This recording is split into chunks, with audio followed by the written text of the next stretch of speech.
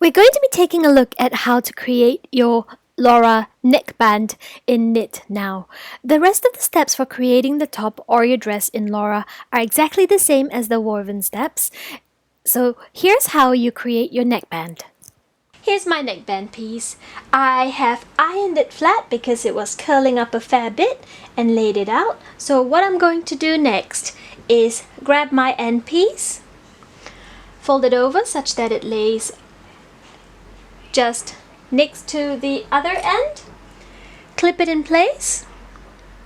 Now if you've done this on your sewing machine like I have, take it over to your ironing board and press that seam open. If you have done this on your serger, then you can press the seam to one side. So I'm back from the ironing board. Seam allowance has been ironed open, and I just want to talk to you about our options right now. I know I've said I really love using wonder clips for my knit projects, but for this next step, I really prefer pins. Pins help me find a more precise quarter point, so that's what we're going to do right now. First of all, you're going to fold the neckband in half, and where your seam is, we're going to place our first pin. That's the first quarter point. Continue folding along. Now if you prefer, sometimes if my knit is being particularly difficult and curling, I like to do this step at the ironing board, but it's behaving itself today, so not necessary. So that's my first point, and when we lay it out flat this way, that will be my second point. So what we've done is divided the neckband into halves. To find the quarter points, lay these two pins exactly on each other. Now you see, if I was doing this with clips, it would be just that little bit more difficult to get a precise point.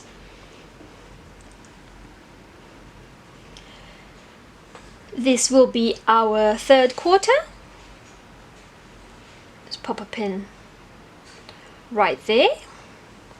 That's the third quarter, and this here will be our fourth quarter. Just line it up just so.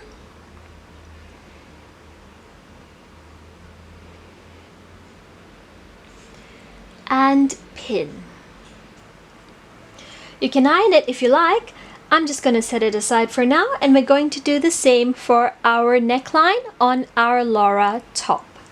So here's my Laura top, and I'm going to set aside my clips. We're only going to use pins. Once again, I find pins give me a little bit of a more precise location of where my quarter points are. So the back of the neck, that's our first, where the center back seam is, that will be our first point. Pop a pin right there. Make sure that your shoulder seams are right one on top of another. We're going to lay the garment flat to find our center front. So when it lays flat this way, this point right here, that's your center front. Just place your pin right there. Done. So we've divided the neckline in two halves. Next, I want to lay both pins one on top another. It's a little bit fiddly, but it's worth the effort. So here we have it, both pins one on top of another, and lay it flat such that we have a point over here.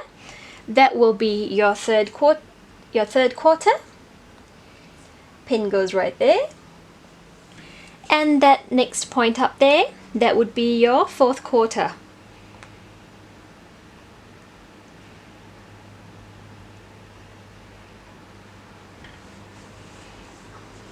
So when we lay it flat this way with the shoulder seams at the tips, you will notice that our quarter points lie a little bit forward from the shoulder seam, and this would be correct. Now, what if you didn't do this? What if you just took your shoulder seam as your quarter mark? What would mean then is that you have more neckband going across the back, it would pucker, and you have less neckband going across the front, which will cause the front fabric of your top to pucker. Now, given that you've put so much effort into creating this beautiful Laura top in knit or dress, of course, you wouldn't want that, so well worth the extra step. Now what we're going to do next is to put these together. Okay, here I have my neckline all prepped, my neckband all prepped. So what I'm going to do is put them right sides facing. So I'm going to start with the back of my top so that the seams are one on top another. So now there's a little thing that I like to do to eliminate bulk. I've got my neckband seam facing one way and the seam on the back of my neckline facing the other way. So when I pin them together, it eliminates the bulk. If you have both seams going the same way, it will be very bulky at the back of your neck. So I just go ahead and match up the quarter points. It's my shoulder seam, near my shoulder seam. Here we have the center front.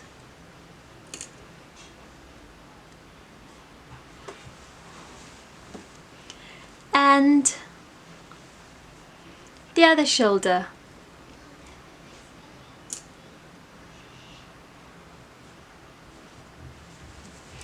Now, when you lay it out, you will notice they don't exactly line up. So this is where you take a minute. I like to put two additional pins between each quarter point. So just to hold it in place and make sure that as you are sewing, you have your neckband evenly stretched out.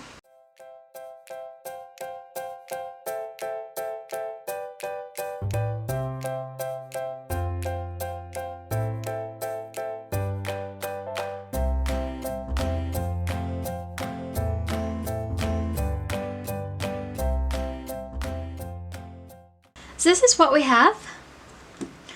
I know it looks a bit bumpy right now. Once we sew it in and we iron it flat and perhaps even top stitch, it will be perfect. So how this looks right now depends on how stretchy of a knit you're using.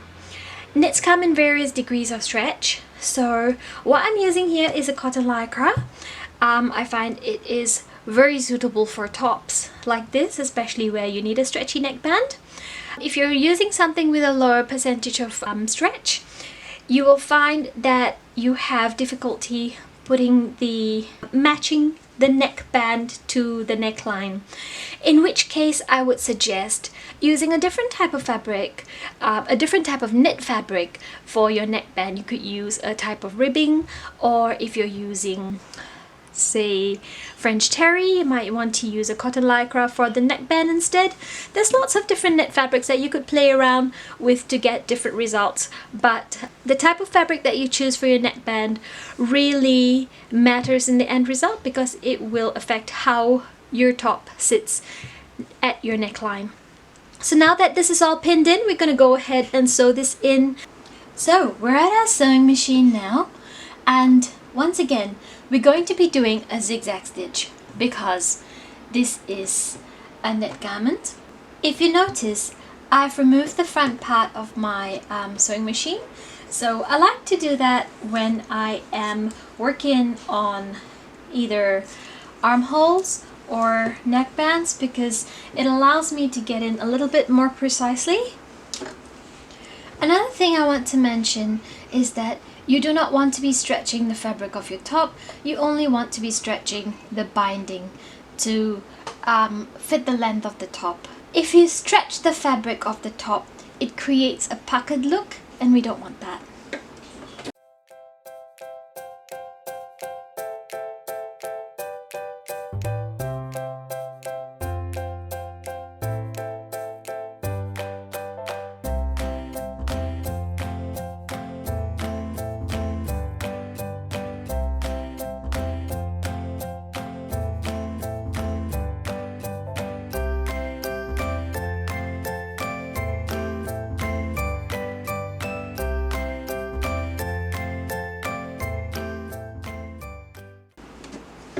this is what we have.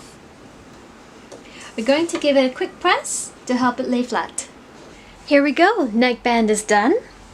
Just needs a little bit of a press, and then we're going to top stitch the edge. So we want to press the seam allowance down towards the top, not towards the neckband, and then we're going to just sew in a top stitch line. You could do your twin needle, or you could do a little zigzag stitch over here all the way around.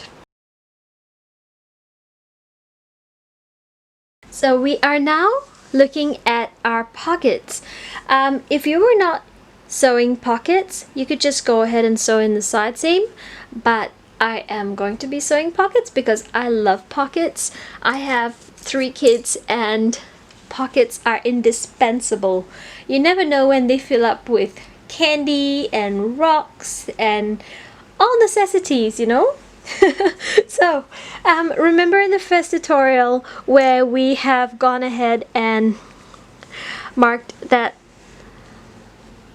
little point where your pockets are going to be going? So now I'm going to put a pin right over there because I'm going to need to see this point from the right side. So that's what I'm looking for right there. Let's get a zoom in on that. Okay, so this is what we need. So there are several different ways of attaching our pockets. I will be doing the French seams, and if you were using a serger, you would just grab your pocket piece, attach it right sides together, so just there. So the key is to get the top of the pocket to sit exactly where our indicator point was, and if you were serging this in or zigzag stitching it to finish the raw edges, what you would do is to go ahead and sew this in with a 1/2 inch seam allowance, and then what you want to do is to clip the seams and then flip the pocket outwards, and the seam goes towards the pocket. So do that for all 4 sides of your garment if you are using the serger option. So the serger option would be the same as the knit option. For the knit option, you would not need to finish the seams because knit does not fray, and you can just sew that in, and if you wish, you could top stitch the seam towards the pocket. You could do that too. So we are going to be using the French seam to fix our pocket to the dress. So what we're going to do is we are going to be working from the wrong side of the garment. So looking at the wrong side of the front of my dress, there's my indicator mark. I am just going to be putting a pin there so it's a little bit more visible to you, right over here. And I will be taking the pocket piece that lines up with this edge. So what I have them down as wrong sides facing, with top of the pocket aligned with my indicator mark, I am going to sew this in with a 1/4 inch seam allowance, pinning it first.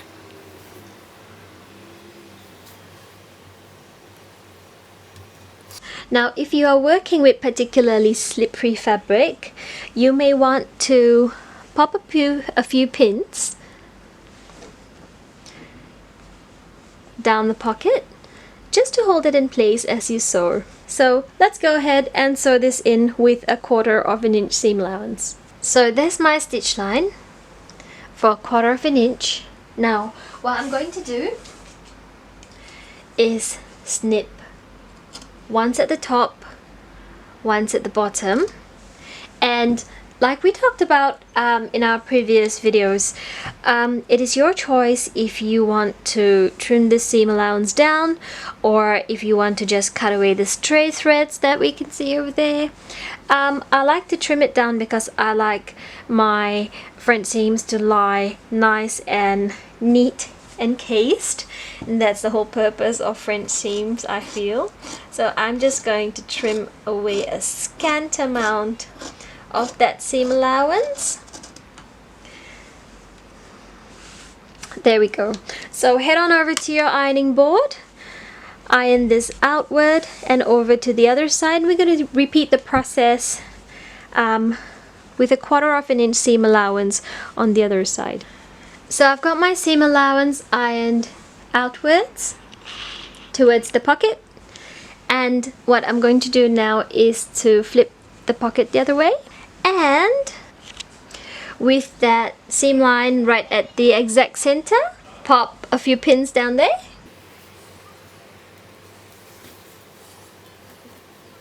And head over to my sewing machine just to sew that in with a 1/4 inch seam allowance once more, just down there. Okay, that's done. My apologies for the earlier color of the thread. I was using white thread against my better judgment. This one is a bit more visible on the camera. And so I've sewn that in with a 1/4 inch seam allowance. What I'm going to do now is to iron this outward. Now you see, because this part of our bodice is a curve, so you just want to take your time and iron it as flat as it can go, and then you're going to do the same with the other 3 sides. So now that that is ironed out, what I am going to do is, now the tutorial doesn't ask for this, but I like to run a row of stitches here, so basically anchoring the top of my pocket to the seam allowance behind there, and what that does is it makes sure that the pocket does not come out when I pull my hand out. So go ahead, and if you would like to, this is optional, run a row of stitches down this length, ending right at the base of the pocket opening. So now that we've got the pocket sewn in, we can focus on sewing our side seams. So if you were not sewing your pockets on, you could just go ahead and sew your side seam from the base of the armhole all the way to the hem. And you would do that with a 1/2 inch seam allowance if you were not doing your French seam, and then you could serge the seam allowance, or you could zigzag stitch, whichever is your preference. If you were doing the knit option, the same thing, but with a zigzag stitch or any other stretch stitch. So I'm going to show you how to sew the side seam with the pocket option if you were not doing the French seam. What you want to do is to just start your pinning from the base of the armhole, pin all the way down here, and as we know, I like to put in a little diagonal pin here where we have a corner, and that just helps to hold everything in place.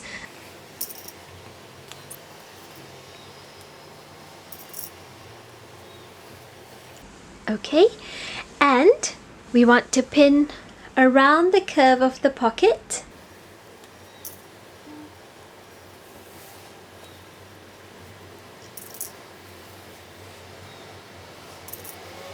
until that corner again, where I will put another diagonal pin.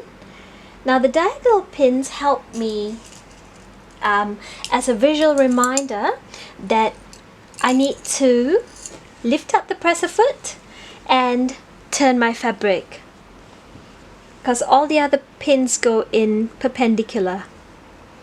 There we go, a diagonal pin right there, and then I continue pinning all the way down to the hem. Now you will notice that that's not even, that doesn't line up. Because the hem is the intersection of 2 curves, you will find that we have a little bit of a tail end that does not exactly line up with this bit. Now if we were to pull the fabric to make them line up, you will end up with puckers along your side seam. Your 2 side seams will not line up at the raw edge, but just go and pin it anyway. It will line up at the seam line. So go ahead and pin in the rest of that side seam. So we're going to go over to our sewing machine and sew this in with a 1/2 inch seam allowance.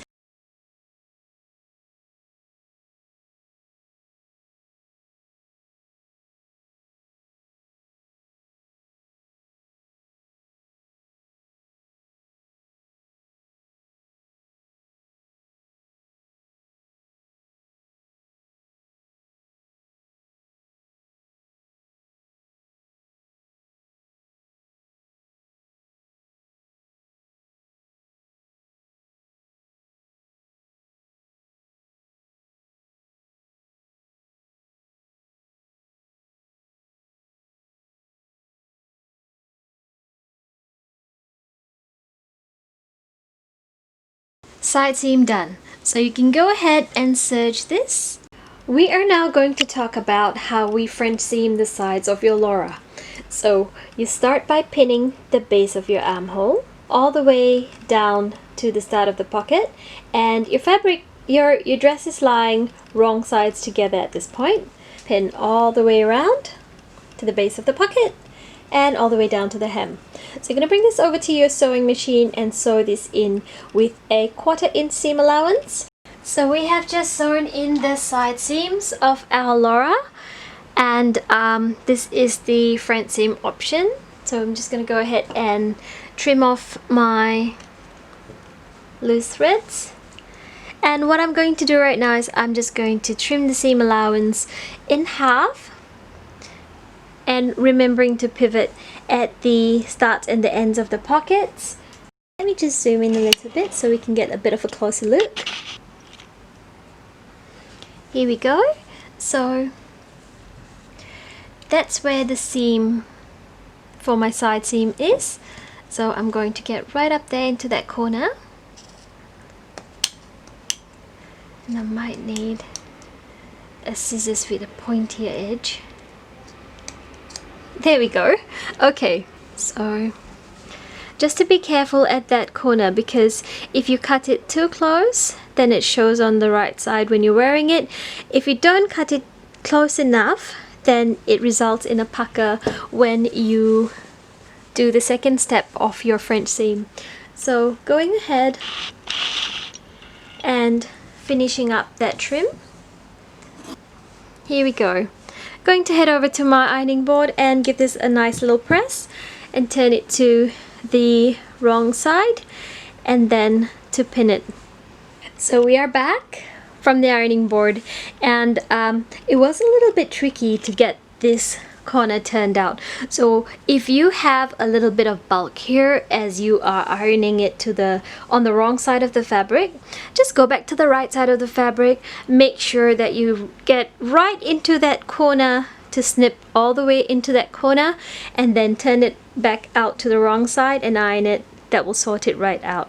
So these are the two tricky bits to the French seam of the side seams.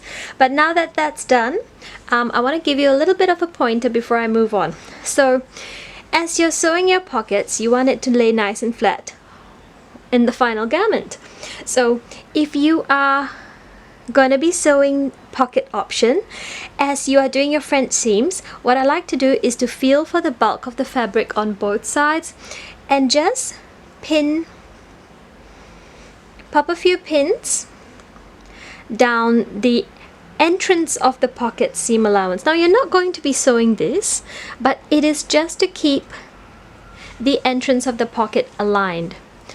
Now that that's done, go ahead and pin right from the base of the armhole to the top of the pocket, around the pocket, and down to the hem.